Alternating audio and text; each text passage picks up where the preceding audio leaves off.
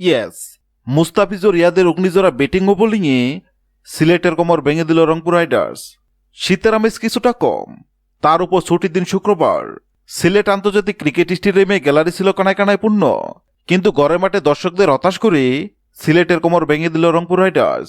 মুস্তাফিজ রহমানের নিয়ন্ত্রিত বোলিং আর শেষ দিকে মাহমুদুল্লাহ রিয়াদের বিধ্বংসী ব্যাটিংয়ে 6 উইকেটের দাপটে জয় পেয়েছে রংপুর। টস হেরে ব্যাট করতে নেমে শুরুতে বিপদে পড়ে সিলেট টাইটান্স। মাত্র 35 রানে টপ অর্ডারের 3 ব্যাটারকে হারায় তারা। পারভেজ হোসেন নিমন্ত্রিত হতে পারেনি, তবে পঞ্চম উইকেটে আফিফ হোসেন ধ্রুব ও ইথান ব্রুকসের 66 রানের জুটিতে সম্মানজনক স্কোর পায় সিলেট। নির্ধারিত 20 ওভারে 8 উইকেট হারিয়ে তাদের সংগ্রহ দাঁড়ে 144। রংপুরের হয়ে দুর্দান্ত বোলিং করে 3 উইকেট শিকার করেন মুস্তাফিজুর রহমান ও ফাহিম আশরাফ। 145 রানের লক্ষ্যে ব্যাট করতে নেমে শুরুটা মন্থর ছিল রংপুরের। পাওয়ার প্লেতে মাত্র 31 রান তুলতে পারে তারা।